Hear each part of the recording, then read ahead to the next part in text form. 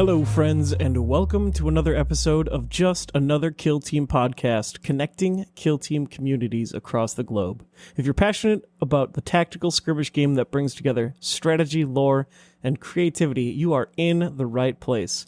Don't forget to hit that like button, subscribe, and stay updated with our latest episodes. If you want to support the show, check out our Patreon. Your support means a lot to us.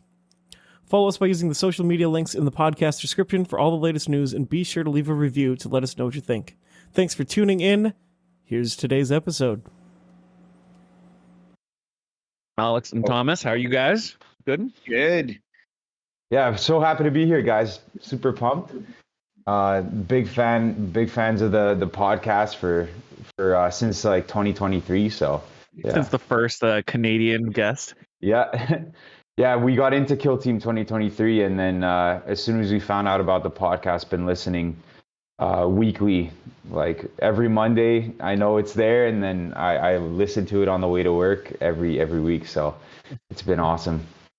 Well, see, you don't have to listen to this one because you guys are both on it for this one. You get to listen to it while we're recording it.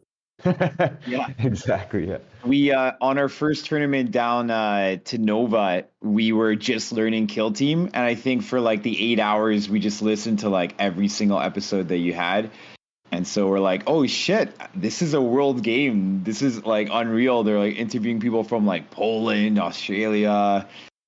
We heard, there's a funny story as well that I heard. So when we got back from Nova, we messaged the Discord, or sorry, the Reddit, being like, is anyone playing Kill Team in Canada? And then George found that Reddit post and invited us out to like our first Maple Leaf Wargaming Kill Team game day. And I didn't know who he was, so I heard his story on Just Another Kill Team podcast. And then I was like, okay, this guy's legit. I know him, and like that was it. It was pretty cool. Yeah. Yeah.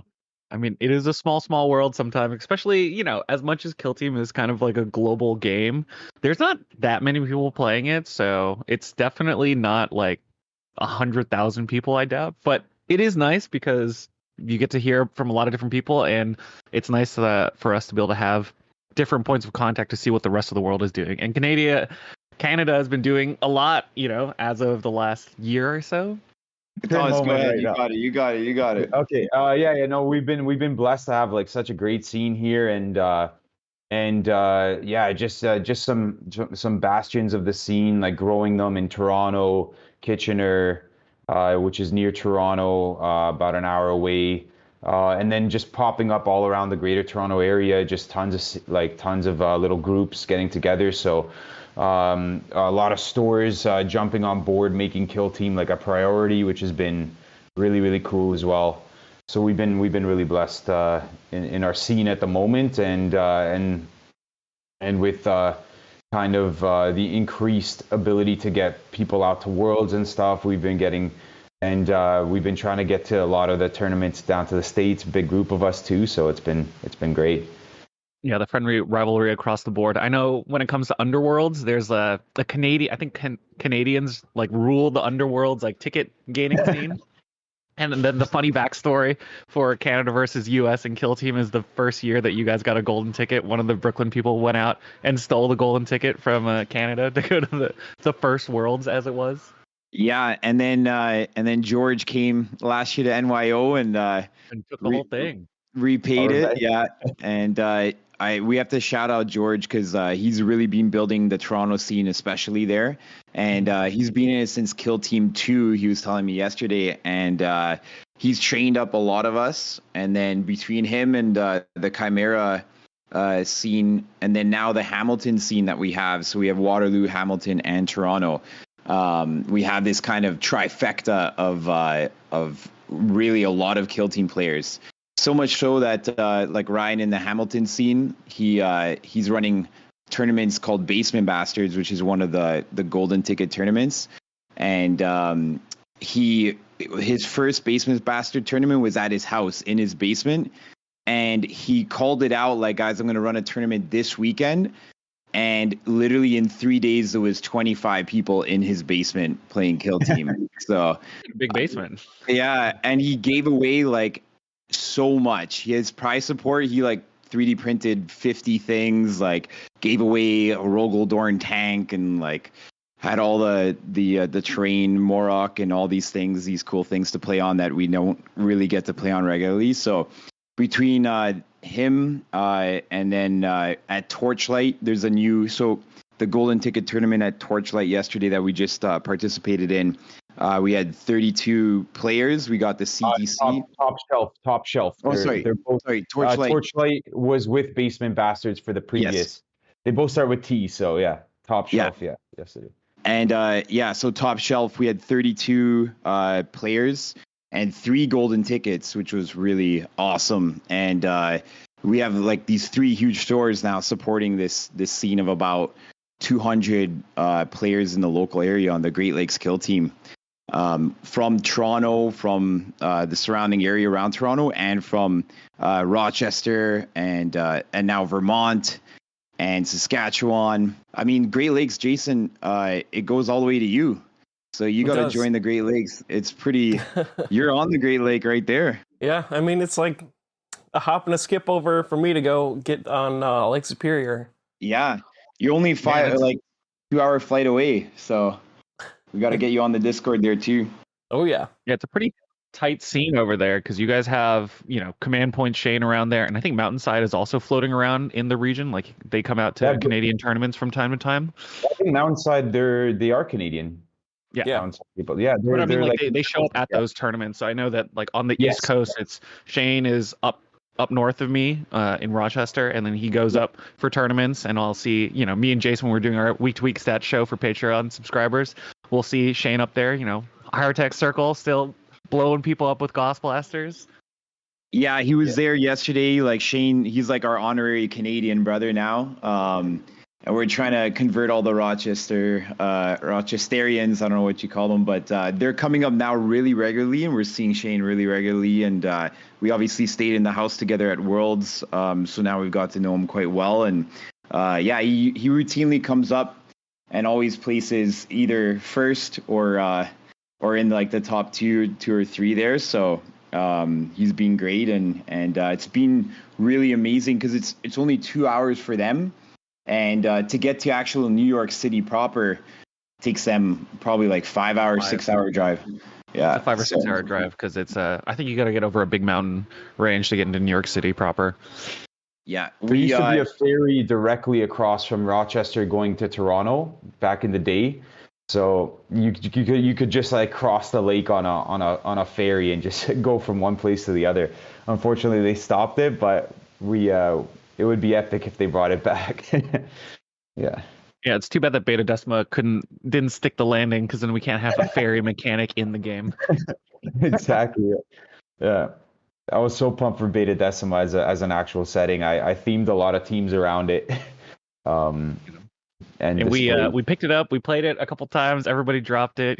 Some of the New England people still trying. ACO's got the team tournament where it's going to be one of the 3 boards out there. So we'll see how those edits go. And you guys tried it at the New York Open, and the feedback was okay. We love that you did it at the New York Open there. That New York, I love having. It's really a pity that we can't have like the 3rd kill zone proper, because playing on the 2 kill zones is already like wild. It's amazing. And it'd be cool actually, because everyone usually has Octarius. I've never seen anyone play the 3rd edition on Octarius. It kind of just completely disappeared. But that's the absolute beauty of Kill Team. It's like, for me, the world's best game. You get to play on all these different maps that are really competitive. And if they get Beta Decima, then it's going to be like, wow. I think, like you guys mentioned on previous episodes, maybe a swimming mechanic would be awesome there. Yeah, and just make the ladders actually ladders. Like every single time you see a ladder that's modeled on the Beta Decima terrain, just treat it like it's a ladder. That would help a lot. You guys? Yeah, they're like all over the place. Like all the like legs that lead up to there's like ladders modeled on them. And if you pretty much just like treat it like it is a ladder, that would help a lot. Have you guys like dabbled much in Beta Decima? And like when it comes to like the terrain for the tournaments that you guys do just everyone brings terrain, or is there like a giant stockpile that you guys have been building for like tournaments and events and stuff, or like how do you guys do terrain?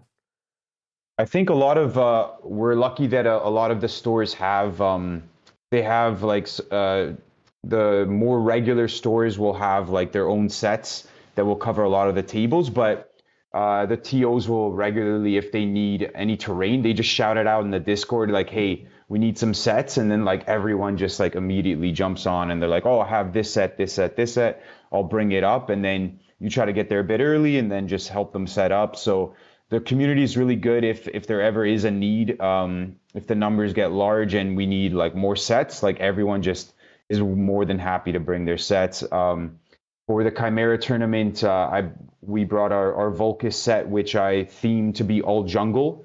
I basically bought like a whole bunch of like plants, laser printed plants, and like we had these like almost like moss like vines, and I basically just covered the entire thing to look like an overgrown Death World version of Volcus, and then that was used for the live stream. So it's just fun to, if you have your own set that you try to do a unique spin on, just bring it up and add it to the tournament. So yeah, I mean, because Kill Team terrain tends to be on the smaller side, it's easier for you to be able to contribute to the overall scene compared to something like 40K, where lugging around 40K terrain is a big ask for a normal person. Even with a car, it's like you're gonna need a big tote just to shove in a bunch of terrain. Yeah, and so at the Top Shelf and Chimera, so that's probably 5 out of 6 golden tickets. There was all standard terrain. So we had Volcus and we had Into the Dark. But in Chimera, we also did the, Thomas, remind me the name of the ITC. Yeah, the ITC terrain. WTC terrain. So we had that third terrain. And then for the Torchlight with Basement Bastards, he actually broke out all of these unique maps. And so we had like crazy variation utilizing past maps from like the other edition, Morok and different things like that. So it was really cool. How'd Morok hold up in the new edition? I played on Morok one time. It was like that big bunker piece at a separate tournament out in Manhattan, and I thought it was not my favorite piece of terrain still, even with all the changes. I think we even added the ladders on to the edges of it, and it was still kind of not the best. Yeah, I think Mountainside Tabletop uses it. They're out of Hamilton too, so it's really close to Basement Bastard scene there, and they've come to that tournament specifically in the past, but they use it a bunch in their videos. But for me, I was playing Rattlings on it for the first time, and I think my Rattlings loved it. I just went up on there and just like kind of bunked down on a fortress. But I think it is kind of tough for some teams to play that. It's like, Into Dark and Volcus, I think it's a pretty even matchup for most teams right now. But for those kind of unique maps, it's kind of hard to balance it for every single team. There are 38 teams, so yeah, it's crazy. I mean, that's why classification is coming right around the corner. So we'll see how that actually shakes up the metagame and whether or not Worlds is going to be a classified tournament or not, where some of the teams cycle out. So there's certainly a lot of question marks for the upcoming big tournaments in the future. How's Canada? How has the Canadian scene talked about classification? Just as a small teaser topic, since we're on 38 teams and not all of them being particularly balanced across all the maps. Yeah, I think Thomas and I and the rest of the guys are. I mean, just speaking from Thomas and I's standpoint, can't speak for everyone, but I think I'm actually really excited about classification, even though we own like 35 out of the 38 teams right now. It's just something to keep it fresh. You have to make room for the new exciting teams coming through. And for a lot of these teams, like 3 or 4 years for me is like enough, right? I like playing a team for 1 or 2, 3 tournaments. And then, the game is so good and all the other teams are so fun that if somebody's, not really looking forward to retiring the team, it's okay because there's so many other cool teams to pick up. And I think you'll still be able to play it, narratively or in the smaller tournaments. But I think for big tournaments, the brain load is already like a lot for 38 teams. So getting it down to whatever it's going to be, like 23 or 24, is going to be like really refreshing just to kind of have that nice tight. And then, you know, we got NIDS coming through. We got the new AdMech coming through, and you know, those teams are so exciting, and I'm so pumped for the next, what's coming next too. Yeah, and I think Valrak has like lost the rumor mill, so we don't really know what's even on the theoretical roadmap at this point. But Typhon looks pretty cool. You know, you got the big Raveners, and I'm sure Jason is very excited to talk about elites whenever they come around, since that was the original thing that Jason was on. And I was originally a shooting player, so I'm reasonably excited to see what Battleclade's got going for it. Travis, what are you thinking post Pathfinders if you have to make that? I think if I was still trying to win a tournament, I'd been saying that Warp Coven has been good, and I would probably try to play Warp Coven right now if I was actually going to go grind. I'm playing Pathfinders right now because they put them back in the game, and I'm just curious. Turns out elites are still kind of hard, just because killing an elite on In the Dark when they have guard up still kind of annoying. Not impossible, but definitely annoying. 100%. Jason, what are you? What have you been feeling recently? Well, I've Jason's actually team been is also playing getting rotated Kasrkin. with Phobos. Yeah, Phobos is rotating out, but I've been ready for them to. I mean, like, I played a lot of Phobos. Phobos is cool. Love me some Phobos, but you know, I'm like, there's 38 teams. I'm gonna go out and dabble around. So I've been horsing around with Kasrkin. They're not good, but they are fun. I actually have. I've been churning up ideas for making another like Kasrkin YouTube video, kind of similar to my Phobos guide. But I think the way I'm gonna do it is I'm also gonna put like a snapshot letter grade on every like equipment and strategy ploy and firefight ploys and everything. So be like, this one is like A or B tier. A is like, you know, build your whole strategy around this, use it all the time. B is like, this is good, but just like use it when it's relevant. C is like, it's parallel with command reroll, which is really not good. And then like D or F will be the same thing. I'll probably call it F tier to make it more dramatic. And that's just like, this is less efficient than the command reroll. Don't use this. Very cool. I suppose a backup choice would be Sanctifiers, just because I have them and they're painted, and I actually like the paint job on them. They are strong, but they still have weaknesses. You know, elites still do a reasonable job of poking them down, and on In the Dark, they're not nearly as overbearing as they are on Vulcus. Although, if Octarius was still floating around, Sanctifiers would definitely be much better on Octarius, so maybe it's better that we have more heavy terrain.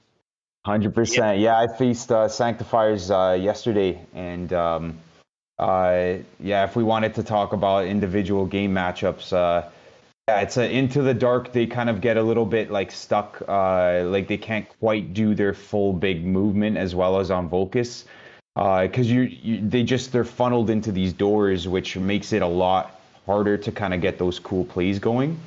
Although Joe, my opponent, did a really good job still of applying 3 APL and then having guys act almost like 4 APL, where they were like going from his deployment zone all of a sudden, coming up and opening a door and still shooting me.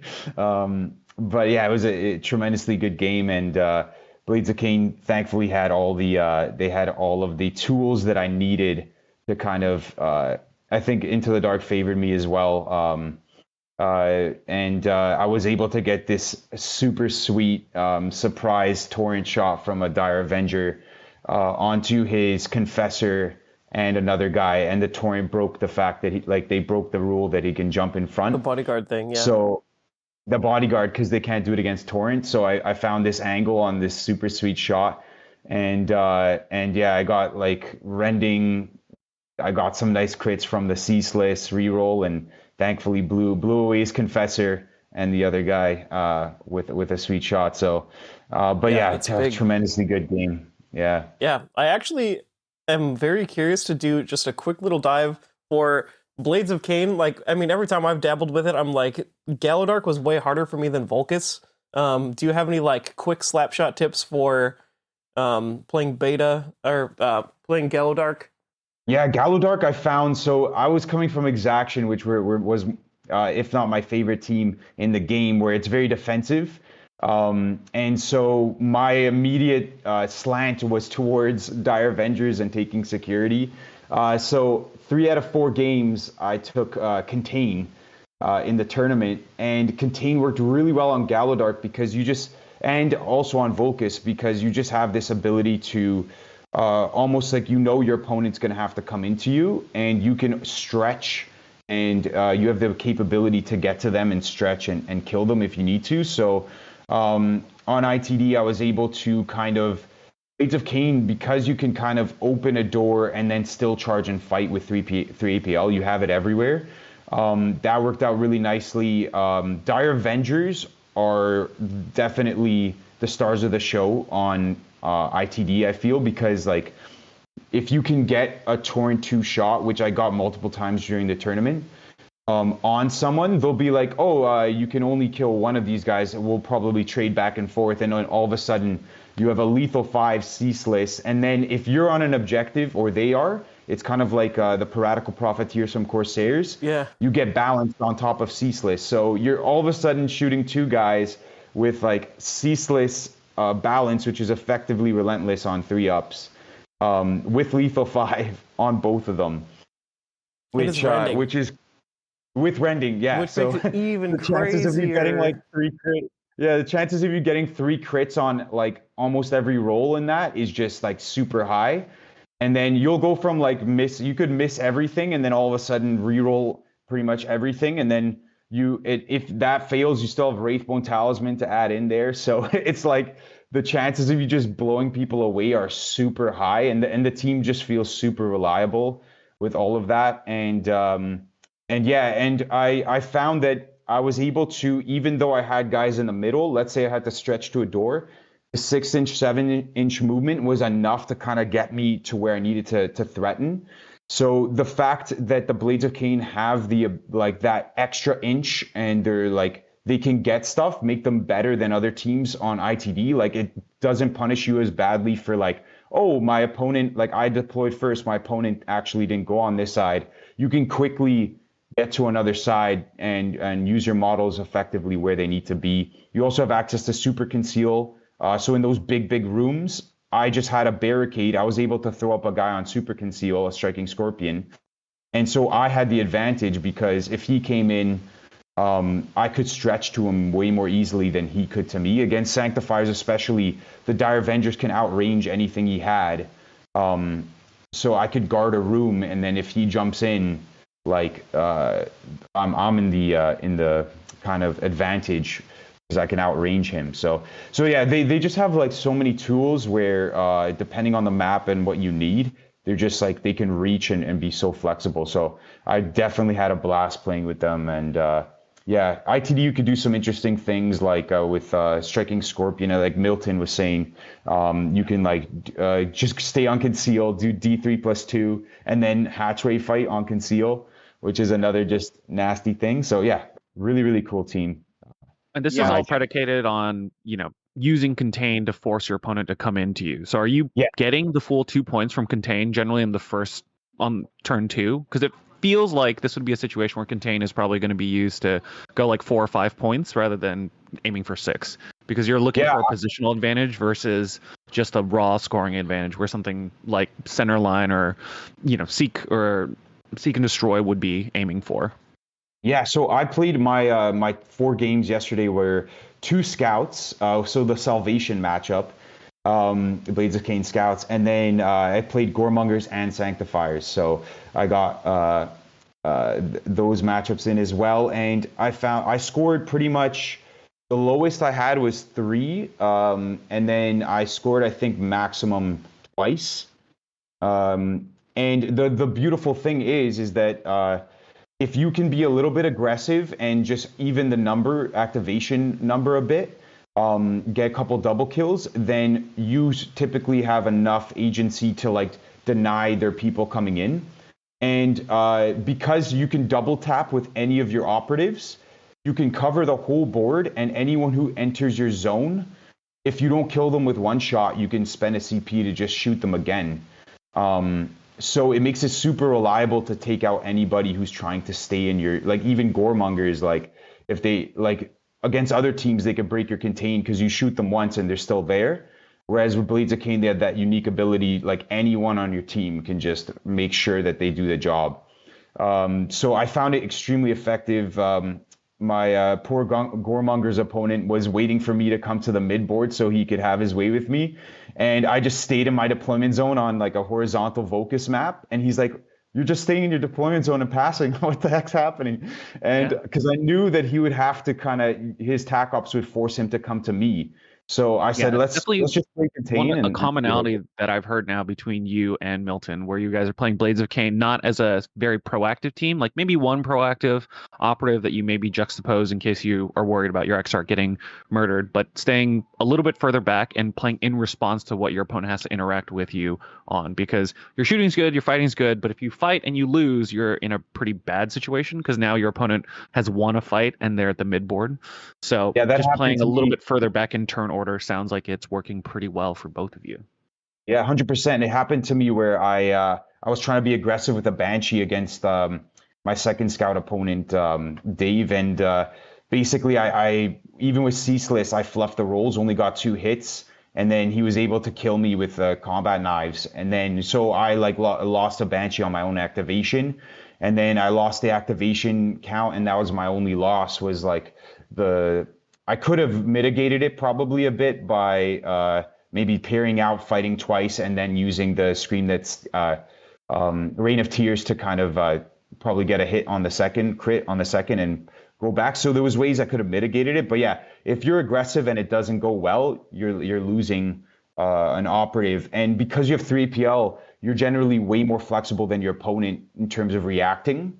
So you're like if you try to go mano a mano with people in the mid board, you could just it becomes an extremely dicey game. Like you either win initiative and just go to town and you can win, you could blow people out, or you lose, they blow you out, and then like it's like you have It to. all comes crumbling down. You know, Corsair Void's card in the last edition had very similar issues where they would go in, they would miss one reroll, and then they would die, even with all the command point rerolls. Even now, Corsair Void's card, with all the extra rerolls baked into their strategy ploys, still have these same issues. So it's cool hearing that Blades of Khaine, you know, with a full 3 APL, you just have the flexibility to kind of maneuver around. And when you're playing on In the Dark versus Volcus, you can skew towards more Dire Avengers or more Scorpions or more Banshees, depending on your opponent and how much you're expecting different kinds of combat. Like Striking Scorpions are good at creeping around, doing some chip damage on Volcus.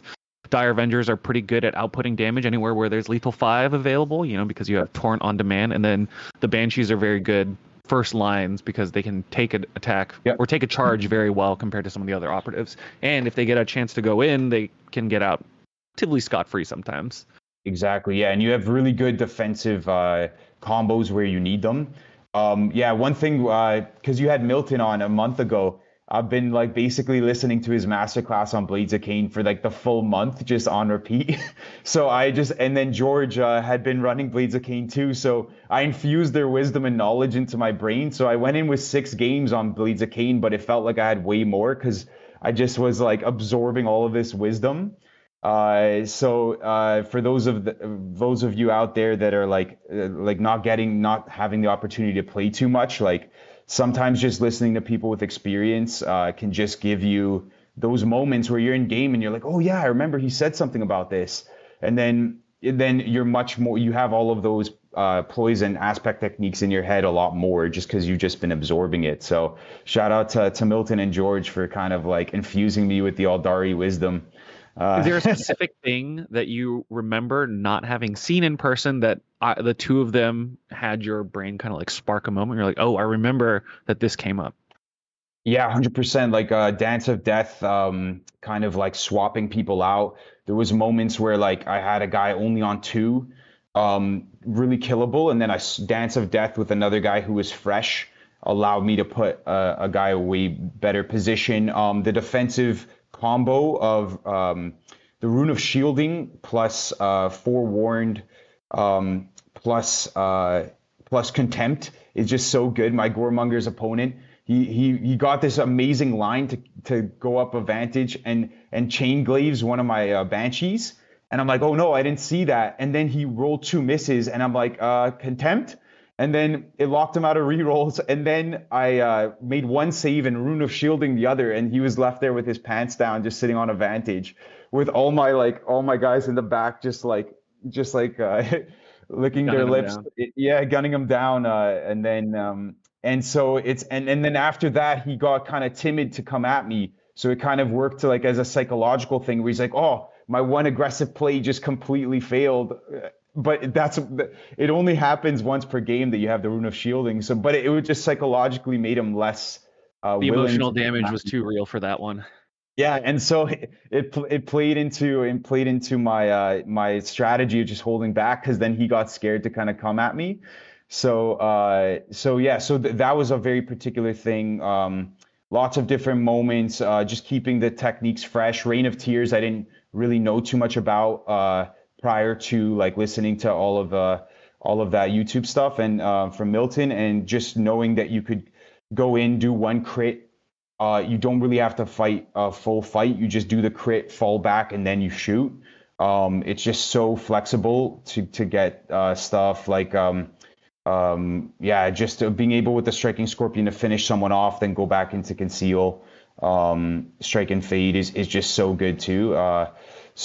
They just, if you can absorb and have all those aspect techniques in mind, then it's easier than you think, because like there'll be moments where you're like, I really wish I could go back to conceal now, and you're like, I think I have something for that. And then because the aspect techniques are kind of themed around certain things like flying or like fading back for the Scorpions, like or like defensive stuff for together. I think it comes together a little bit easier the more you play, because each of the aspects are pretty narrow in like the area that they're trying to attack. Striking Scorpions are very much about hiding and doing some, strike and fade or like little bits of chip damage. Banshees are very much about anything really combat specific, and then Dire Avengers are all about positional things and shooting. And a bit of defensive stuff too, like the fact that they can. It saved a couple of my Dire Avengers, the Unstinting Immovable. Like you make 2 fails, and then you just turn 2 fails into a save. That's really good. I think I ran the Dire Avenger Exarch all 4 games, just because he's such a good 2-way thing. Because you could get if you give him the Dire Sword and the pistol Shuriken, he's basically can have relentless in combat and in shooting if you're charging someone on a objective. And then he still has access. He can't do the lethal 5 or the torrent with the pistol, but he still has access to the Slicing Hurricane, where he can move 1 reposition action, then shoot for free twice, because it's built into the Exarch profile. So he still has aspect. He still can just kind of pop out, shoot twice, and go back. So he's like it's one of the best 2-way pieces in the game. And then if he does get shot, he has 3-up save, plus the banking of if you fail twice, you can make one of them. So he becomes like also a good defensive piece. So, and then he has the extra rune. So I've been really enjoying using him. I used him with Dire Sword and pistol twice, and then the double Shuriken catapult twice as well. And both were really good. Yeah, and I just want to shout out that Thomas just switched to 3 APL team 6 games ago and got his golden ticket, and he was playing on hard mode, Compendium Tau, all these like really hard things for like almost 2 years, and trying to make Exaction work. And for any beginner players, I think like 3 APL Elves and the 3 like pseudo 3 APL Goremongers. I got my ticket with the Goremongers, and they're just so easy. You have 8 operatives, 3 APL right in front of you. It really opens up the game. You don't have to worry about like doing your comms. You don't have to worry about these like big set plays. And literally the player that Thomas was when I would play him with Exaction versus how he played with Blades of Khaine, I just saw like completely different person. Like all of a sudden, like Kill Team kind of opened up for him. And I saw him making plays that he literally couldn't do with Exaction. So I think that's a really good point for any player who's kind of struggling with maybe getting those Horde teams. I think the Horde teams are maybe like the 3rd level. You want to start with Elites, then go kind of 3 APL Elves, and then kind of go to Hordes from there. I think that's like the easy kind of pathway. Hey everybody, here doing our own little personal ad read for our respective tournaments. The New York Open, October 18-19, one of the last golden tickets before the actual World Championships of Warhammer. And Jason's got the Renegade Open. Renegade Open hopping in right after that, which is going to be maybe the first golden ticket event for the 2026 season in just outside of Minneapolis, pretty close to the airport, November 22 and 23 with a golden ticket. Yeah, tickets are up on sale now at ny-open.com, and Renegade Open, you'll get tickets up when you get them up. And links will be in the show notes when it comes up. Hope to see you there. Yeah, I was about to bring up that both of you actually have golden tickets. And Thomas, you've been talking about Blades of Khaine, and you mentioned a little bit about Goremongers and how you were able to beat them, but with a little bit of shock and awe. But Alex, you just won a golden ticket with Goremongers, so I was curious, from that perspective of a Goremonger player who sent in an aggressive operative and got diced out of the situation. How would you approach that sort of game if you were the Goremonger in that position, or would you just not be in that position because you would have everybody at the midline ready to be aggressive? Yeah, honestly, I think Jason, you would really like Goremongers. I think you said that you're on it. It's because they're like full send. I think I've had the most fun I've ever had playing Goremongers in Kill Team because I'm playing without my butt clenched. I was on Void Dancers again to give them like one last tournament, and the butt got reclenched because you're just like one thing away from dying. But Goremongers, you feel so good not being able to be killed in one shoot action. But against those teams like Elites and like Blades of Khaine that can double tap you, it gets dicey quickly. So I think Goremongers, you have to go full send. And the way I played in the tournament was just going full send as much as possible. And then really, because the thing you have to remember for Blades of Khaine is that they can only shoot twice outside of the Exarch once per turn because it's a firefight play. So you have your Exarch and you have the one other that can shoot twice. So if you trickle in, they're just going to shoot twice per turn, and then you have no Goremongers left. And then one fight, you're going to go up into them. You're going to roll poorly as you usually do, at least once per game. And the contempt is just right there, ready to just have you die in your own activation. So I would say Goremongers, really, really fun. Go full send is the best. And I just went confirm kill. I know you had, I think, Dan, the world champion, and he was saying he was trying for the recover item. I played that right after I listened to that podcast episode, and I was like, oh, I think it's just confirm kill all the way for me, because you're just simple, right? You're just like, I'm a corn man. I mean, when it comes to Dan's point on switching over to recover item instead of confirm kill, it was part of his adaptation to players starting to do contesting on those confirm kill markers a little bit more often. So I think for him, it was a metagame adaptation rather than this is explicitly the best thing, because confirm kill is the reason why Felgors and Goremongers and all these other recon melee teams are so strong, because you really don't have to think about it that much. But if you give your opponents who are playing slightly wider teams, Farstalker Kinban or the new Deathcore of Kree or any of these teams that are like slightly out activate you, you give them more opportunity to like fight you on confirm kill. And if you miss those first 2 points, it can be a little rough sometimes. I do agree. There are matchups where the confirm kill, I just went like, I can't be bothered to think of a different thing right now, but definitely like Nemclaw Into the Dark. I played one of our new and upcoming great guys in the Canadian scene. He got a golden ticket, finished second in last tournament as well, David. And he got me twice on Nemclaw Into the Dark. But with the Goremongers, I shot everything at him. Cracks. I did the shooting attack. I did like any shooting. I did the 4-4 leaders kind of saturate long range weapon, and he just blocked them all. And once you have that, actually one of my aspirants, the Bloodletter aspirant, did fight 2 Nemclaw operatives and kill them both. And that was the Bloodletter that I converted on that team, showing it's like the lore of the one Bloodletter that everyone's like, oh my god, it's a Bloodletter.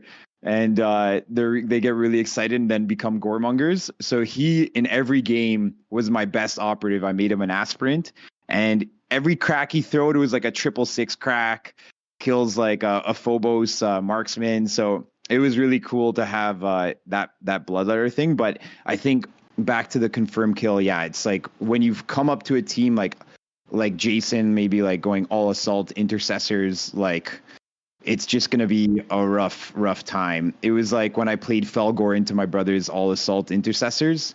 You just go up, you try to fight them, and then you die instantly, just like goat soup coming up. So those are some tough matchups. And I think the mark of a really good kill team player is when the matchup is extremely tilted against you, you can still find a way to get that win in, right? Because there are matchups that are kind of like 70-30 if all skill levels are equal, but really finding those little niche tactics to get it. And it could be like as simple as like going recover item, and then you just focus fully on killing and moving and not about getting those confirmed kill tokens, right? Yeah. Yeah, Goremongers against like super aggressive elites is something that I've thought about a fair bit. You have enough to spare that you can like send 1 or 2 guys in to just like cruise missile, do damage, and die.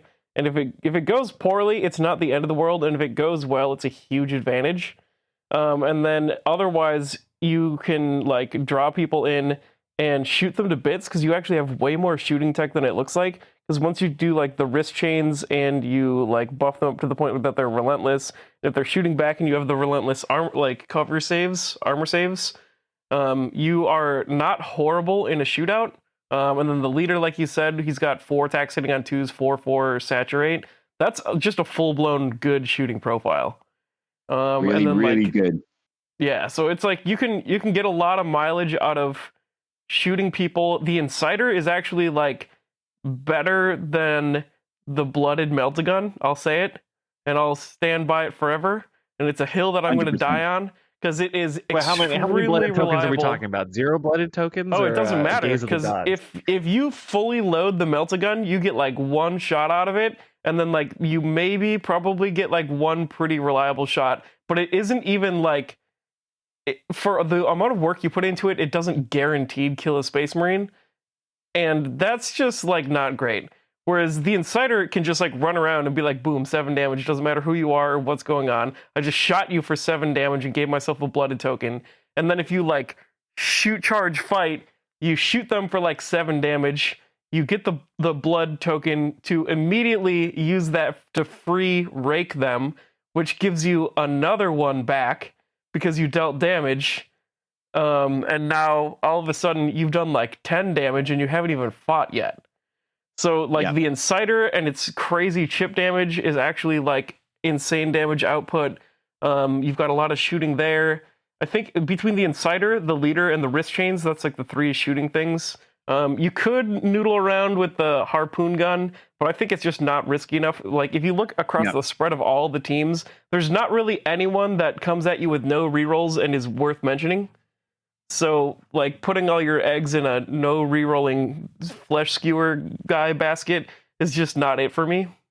Yeah, especially when you have no rerolls inherently on the flesh skewer, and it's been like just easy to block with the impaler, and you don't have any piercing on it either. So it's just like, okay, I'll just have all my defense dice ready to block this. It's great 4/5, but I think that's the operative I dropped, and I also dropped the Blood Herald.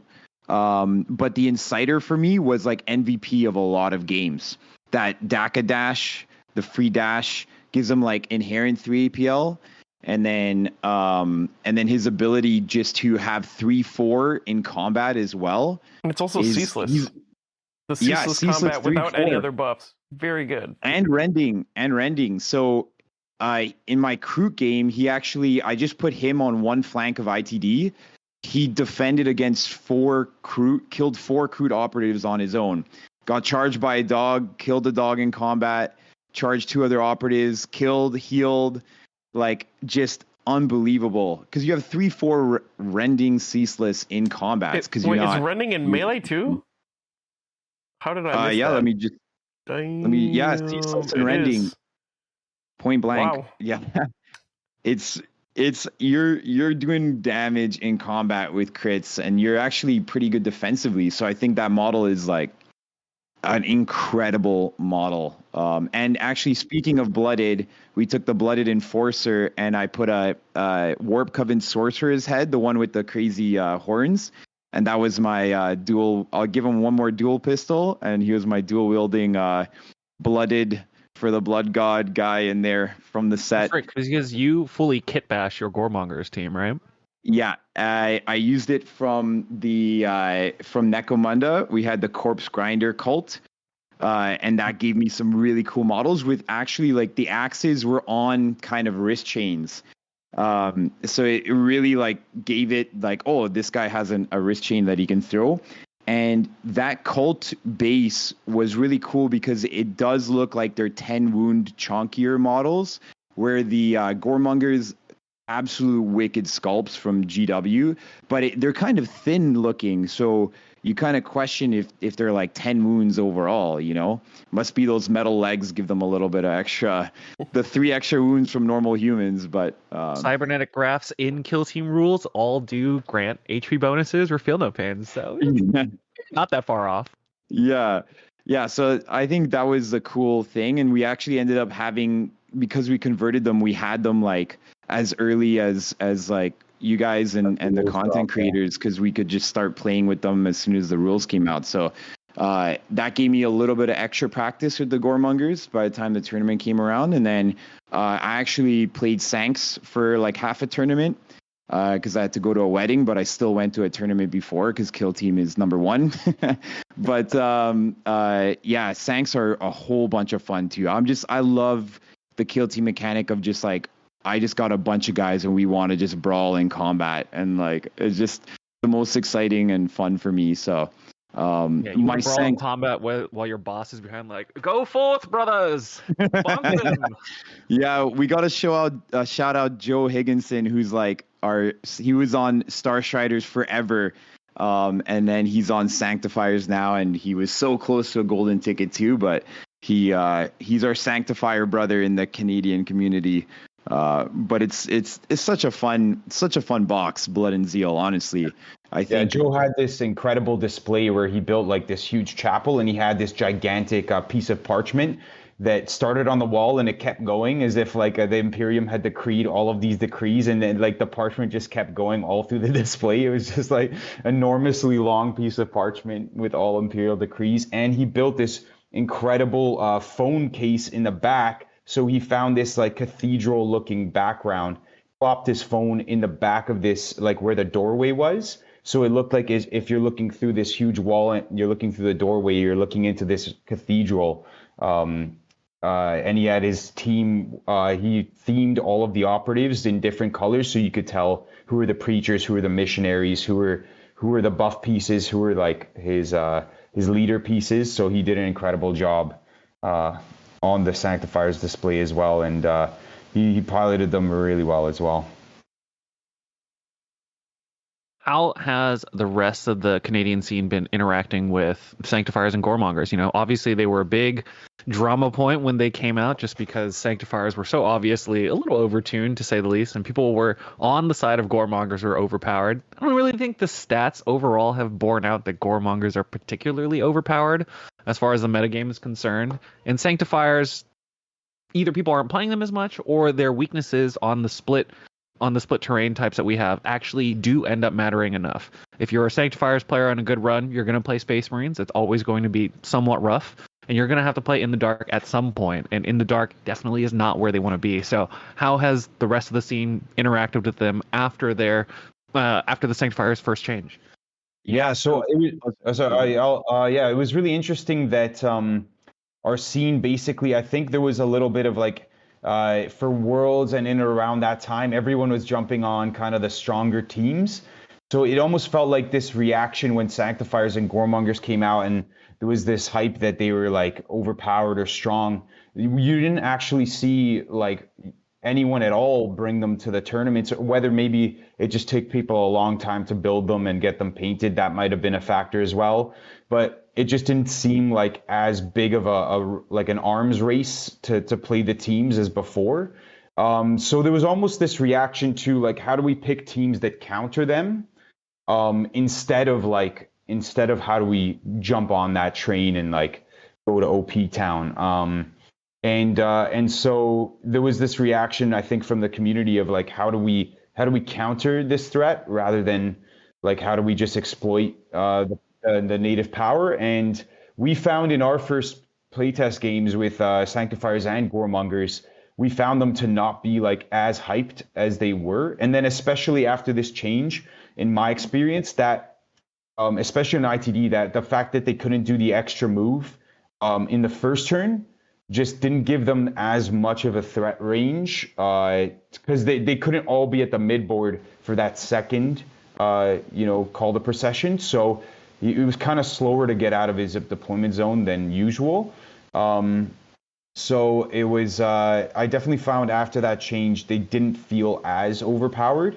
And we were in our games finding that, like, if you can kind of catch them out of the bubble, they start to lose a few guys, they have to spread out a bit, they'll go down pretty quick, because as soon as they're out of that sermon bubble, they'll go down, like, you'll be like, oh, they're going to survive, and then they just get wiped away because, like, they're true 7 wounds. Yeah. I think that early Spanish leak of, like, the team being like 8-0 or something like that and crushing people, like, got all the Discord communities on Kill Team kind of buzzing around that. And there was some, like, pretty funny reactions and memes going around for Sanctifiers. We got, like, all the reactions from the models, like, all of them with the funny faces. We made them really big, and that became, like, a massive meme, which was really funny. Our group is great like that. But I think we were trying to play them early to let the community know how we felt about them with the converted teams. And then, we're like, oh, Sanctifiers are really not that scary outside of the bubble.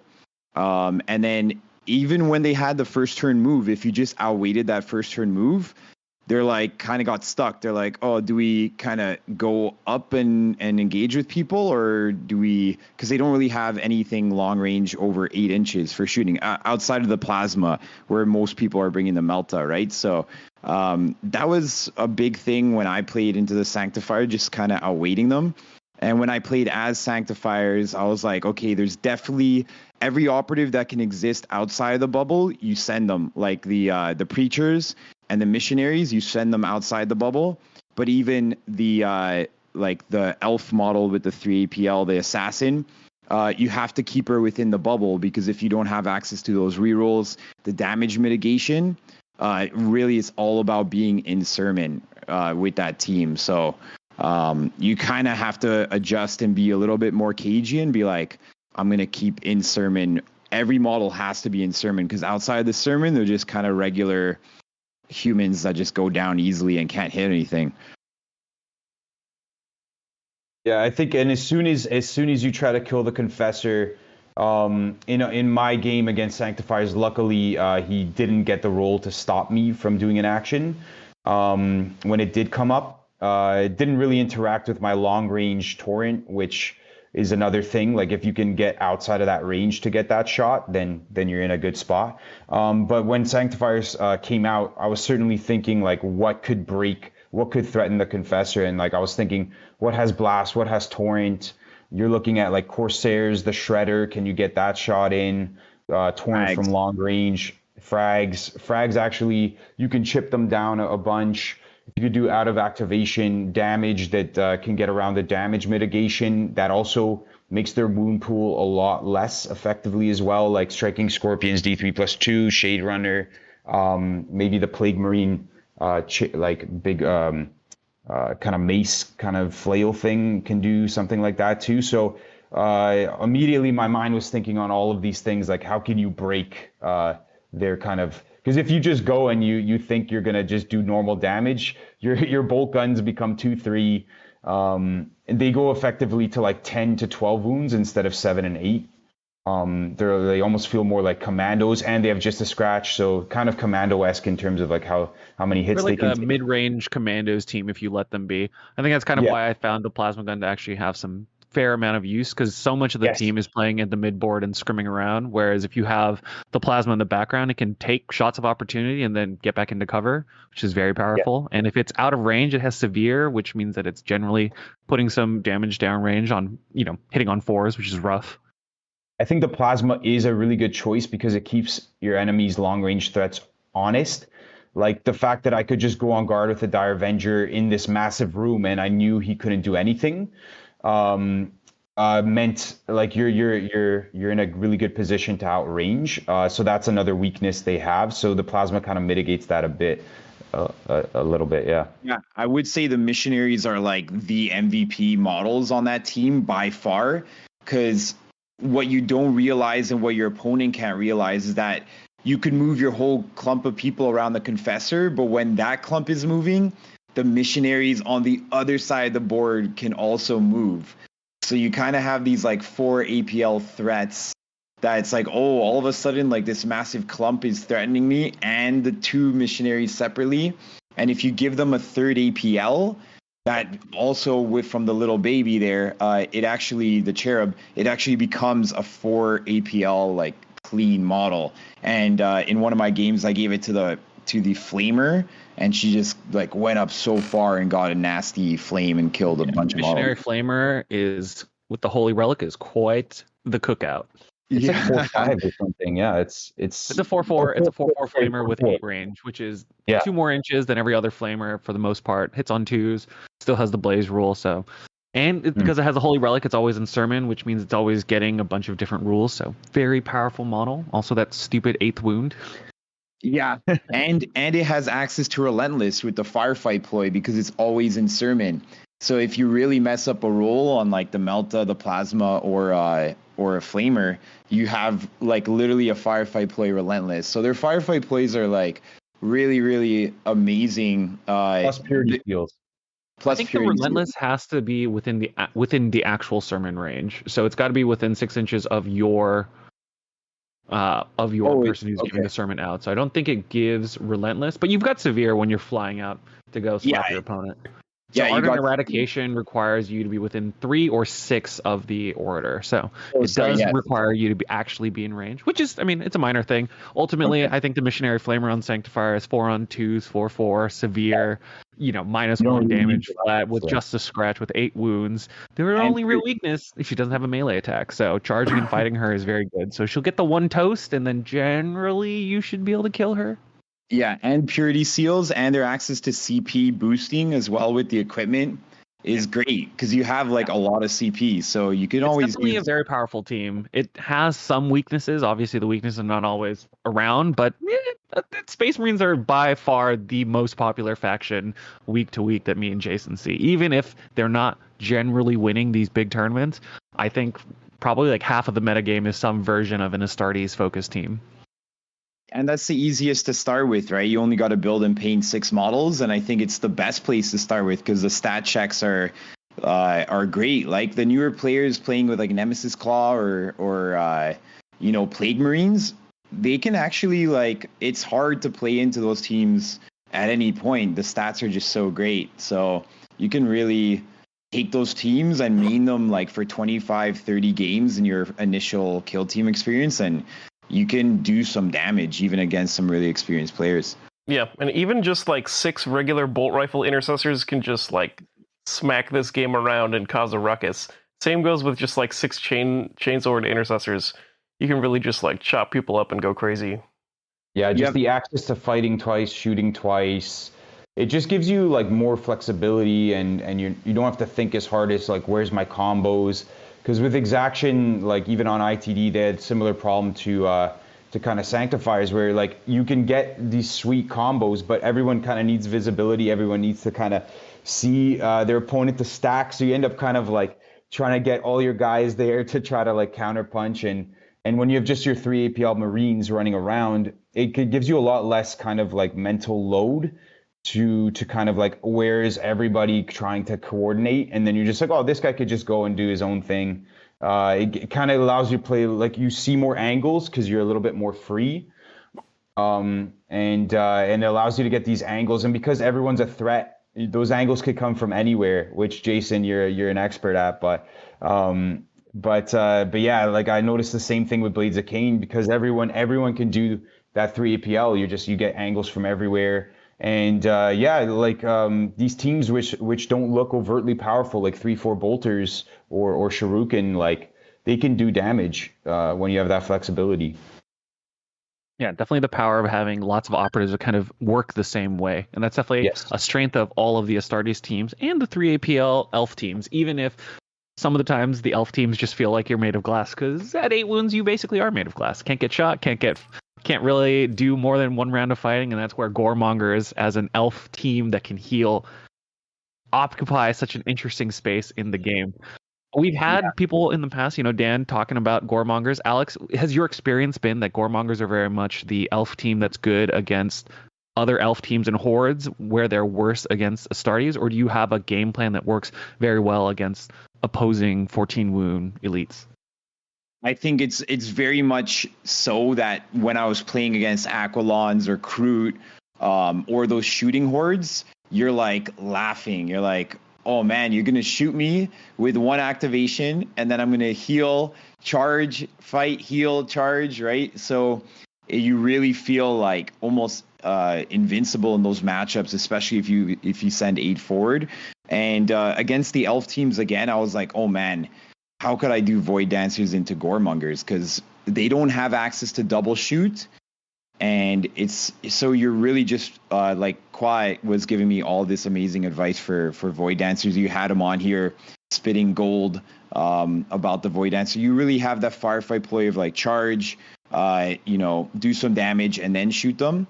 But so elves are really good to go into. And I think Goremongers for beginners is a very fun team because you have all the rules. It's very easy to play, and you can't get shot. If you make a mistake, you can't get killed in one shooting activation. So it's very forgiving like that. Whereas elves, my brother started on Corsairs, and they're like the least forgiving. Like you make one error, you're done. Your model's gone, right? So I think they're really good. I think the Astartes is the biggest challenge, and I think, like Jason, you were saying, like you're just gonna have to lean into the shooting and save your CP for maybe some of those like really important shooting roles.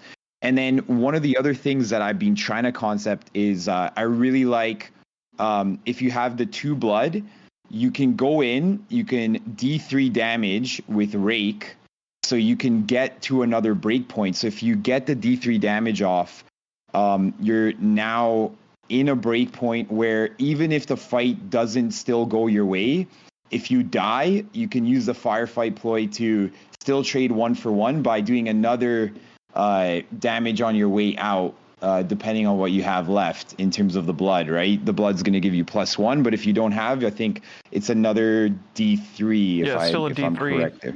Yeah, it's D3 if you're empty, +1 if you're half, and +2 if you're full.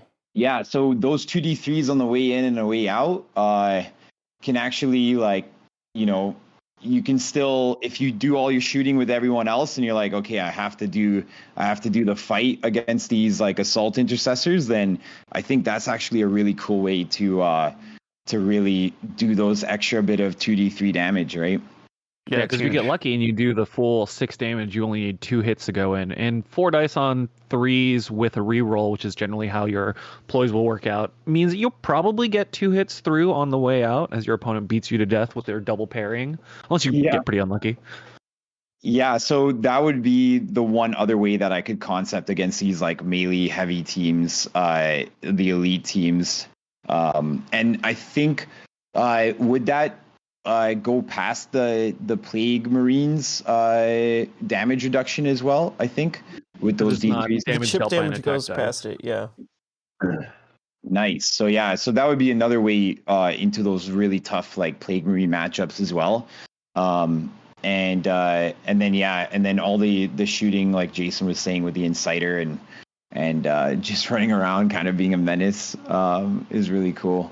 And I think one more point on Goremongers I wanted to bring up is the Blood Taker.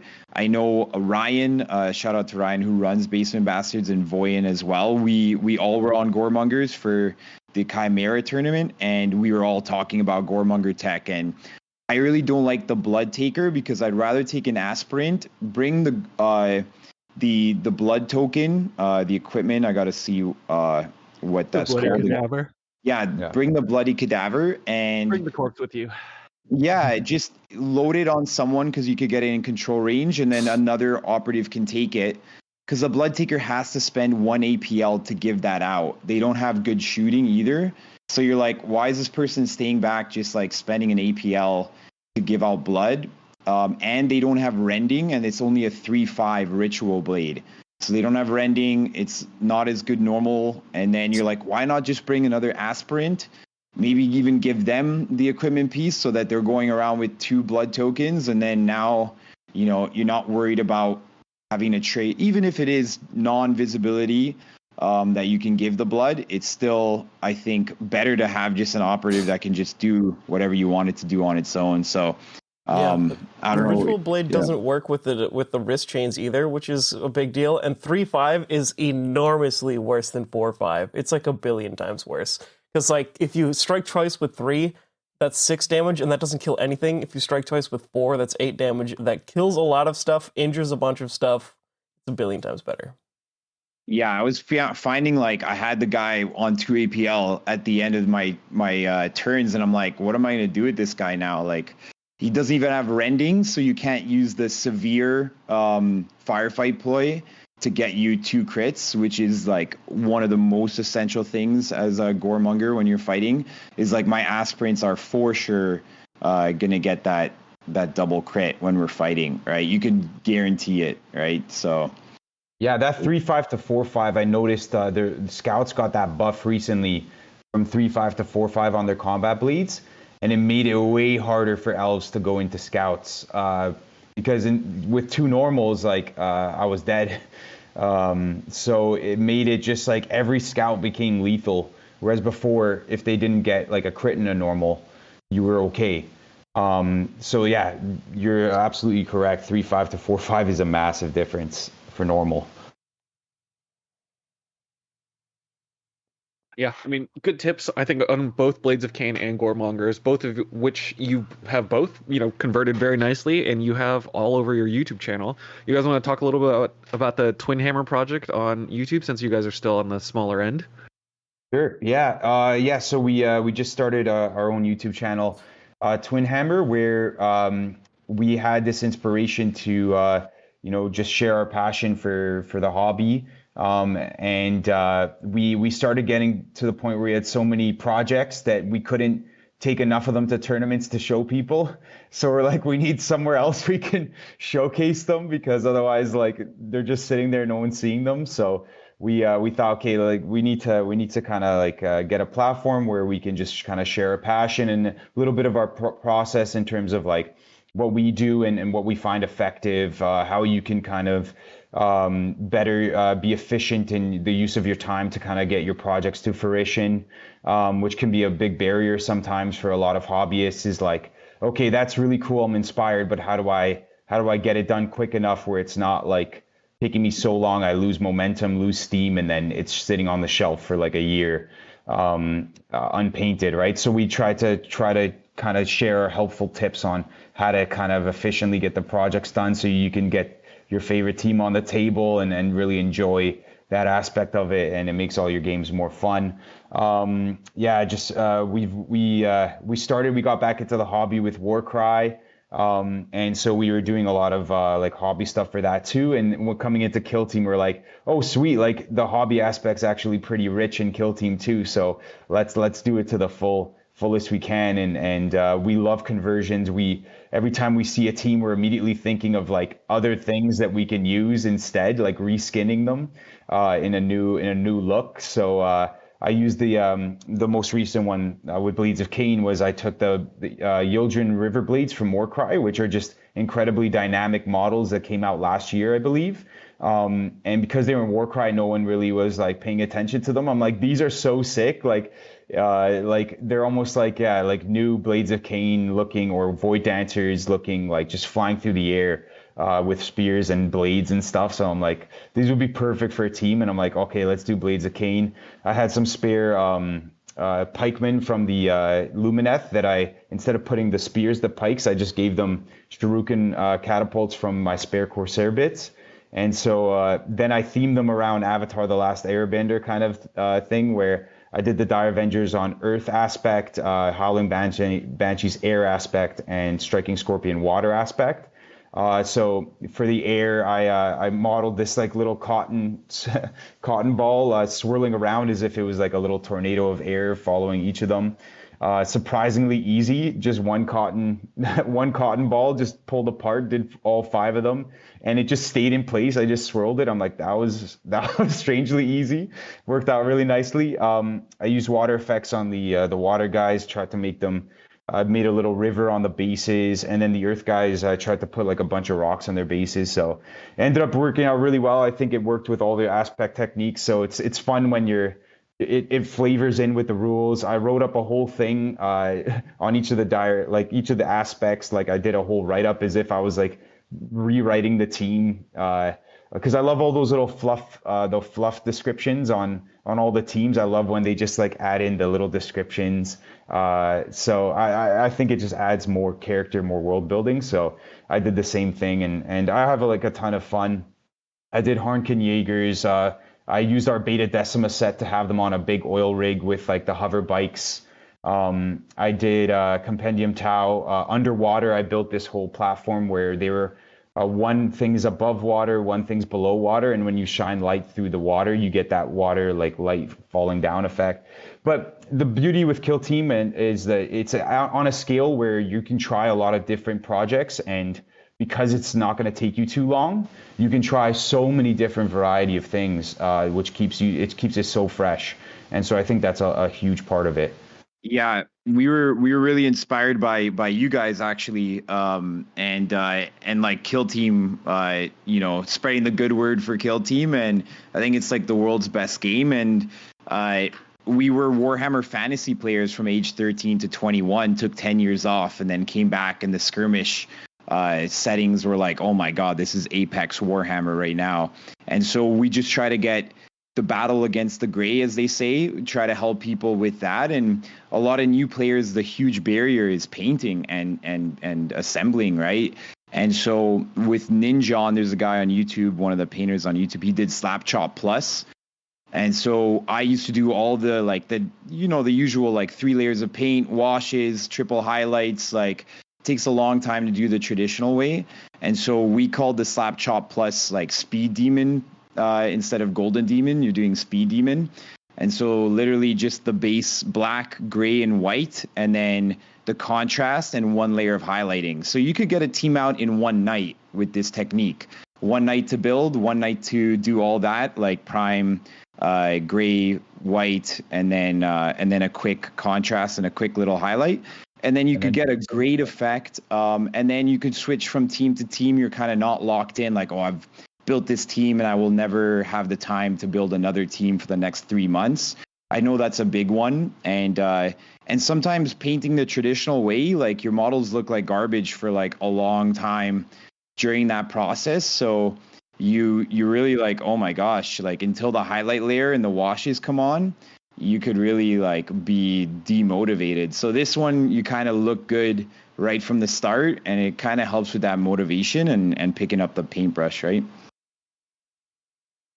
Yeah, I mean, I'm all about different speed painting techniques. I'm not really the biggest fan of Slap Chop, just personally, because I think it ends up being a little bit grainy. But I've seen more recently, Squidmar did Slap Chop with a white zenithal over to basically have the underpainting part be everything not in the light, and then the lit part is going to be more contrast and layer paints. I tend towards some version of contrast plus layering, but I've been experimenting with some streaking grime style effects recently from Monument Hobby, so that's been what I've been playing around with. But getting models on the table with paint, definitely a big part of it. I don't know if it's the biggest stopping gap. Sometimes it's just finding other people to play with, and that's where Warhammer 40k and Kill Team specifically are great, because it's only 10 models. Yeah, 100%. Yeah, and it's the Slap Chop can sometimes. The cool thing is like if you base the models quickly after that, it often gets you like that complete look. So like even though you might maybe want to come back to it and do fill in the details, get it a little bit like if you hold it up to someone, it looks like really, really good. You can with Slap Chop plus basing get like a really good long distance effect where like the team, the overall project looks done, and so you get cohesive. Yeah, so you get this sense of completion pretty early on, which kind of then allows you to go back. Okay, over time I'll go back and I'll fill in the details. But at least it gets you going really quickly rather than like being in these intermediate stages for too long. Because our eyes adapt. Like if you just look at your model unpainted, like it'll start to just kind of look like, okay, that's how it is.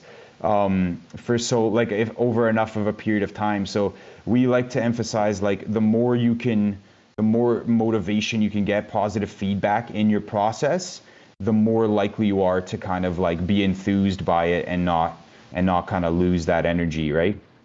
Yeah, definitely pro momentum. And the easiest way to get momentum is to do it and have a positive attitude towards it. Hear a lot of people always very trepidatious on putting paint down on their models for the first time. Like, oh, I'm going to ruin it. It's like, you're probably always going to ruin your first model, but that's just part of the experience. Not everything can be perfect. And the best part about miniature painting, if you don't like how it came out, you just dunk it in to the stripper and pull it out again. Like, it's not, one model at a time. Yeah, and I've actually like fully rebased paint jobs. Like if you're doing like non-thick coats of paint, like I've fully, the models are pretty good that I've just like taken the spray can to them again and then just started again. So if somebody's like trepidatious about the stripper, but like yeah, so you can just have fun with it, and the beauty about Kill Team is you have such small number of models to paint that you literally have like the world is your oyster. You don't have to worry about painting 200 models. So it's really great. And I know you guys have done some amazing projects, seeing your stuff as well. And I know, Jason, you showed me your Phobos and like converting the guy to be like any leader with like the most insane like weaponry on him is so cool too. Yeah, Phobos was a fun conversion. Yeah, I have. I converted some stealth suits as Phobos, some Grey Knights as Phobos. tried to work in previous projects into converting them into some sort of Phobos. So there's a lot of flexibility with Phobos too. Yeah, it's very cool. Yeah. Any other big tournaments coming up for you guys that you want to show off? Either tournaments you're going to or tournaments you're associated with. I know there's a lot of golden tickets out in the Canadian region for this year for World Championships for Warhammer, but where are you guys going? We were spoiled this last May. There was 6 golden tickets, 3 GTs in one like 6-week period. So I think everyone in the Canadian scene is going to take a little bit of time off right now, just because we've been going so hard in the last month. We've been to Nova the last 2 times and NYO the last 2 years as well. So we're looking forward to those. And NYO was so amazing last year. And then Worlds, we were thinking about WTC, but it's kind of like it's the same time as Nova, and it's like very far away in Austria or Belgium now. They switched it to Belgium. Yeah, it's in Belgium this year. I'll be there. You'll be there. So. I'll be there as a TO, not at Nova. So that's honestly, I think maybe as a one of the final points here, like the team format is like a whole whack of fun. We love the team format. So I think in Ontario, Chimera is thinking about a 5-man team format, which is that the World Team Championships as well as 5 people? I think five person is the more competitive range, because then you have enough teams where there really is a little bit of maneuvering. I think in doubles and triples, there tends to be a little less team maneuvering. For the ACO packet that I wrote up, I was trying to make it so captains had some outsized influence on the overall impact of the matchup. So we'll see what William says in a couple weeks when ACO actually fires. That's going to be so fun, honestly. And the team, like, getting the matchups and having that whole process and being with your boys, like three of you or 5 of you, is like, we've done a couple of team tournaments and it's just been a whole, ton of fun and camaraderie. Do you think Worlds will ever have a team, or is it just going to stay like Worlds individual and WTC is going to be like the team format? I don't know what GW has lined up for it, but I suspect that they would want to keep a bifurcation between what the community provides, which is, the big team tournaments, and what GW is going to end up providing. Because really, the World Championships of Warhammer is more about your individual contributions, even if teams can make it in, and then also the grand narrative that's like right next door. That's right, and you're still part of a team. You know, Yeah, with you're your still part of a US or any other regional team anyway. So I don't know if it's going to be the goal. Whereas WTC and ETC and all the other various team championship tournaments that float around are ostensibly about that. And I don't know if GW really wants to step on other people's toes because that's not really the goal. Absolutely, yeah. At least from what I've gleaned from interacting with them a bunch. So it's hard for me to know 100%. All right, well. Anything else you guys want to give a last shout out to? Friends or players that you called out a bunch of people on here already, Voyan on Pathfinders and Goremongers, and a whole bunch of other people in Canada. But last shout outs before we head out for the day. Yeah. Jason. Jason got a golden ticket yesterday as well. You had him on the podcast. Australian Canadian. You had him on the podcast a couple years ago. He's been building the scene in Kitchener there, so he finally got a golden ticket. So shout out to him. Angel was on Angels of Death. His namesake Angel. So he did really well. He came like top 10 with Angels of Death yesterday. So he got some really good stuff. And yeah. Oh, and Max and Vivek, they did a great job TOing yesterday.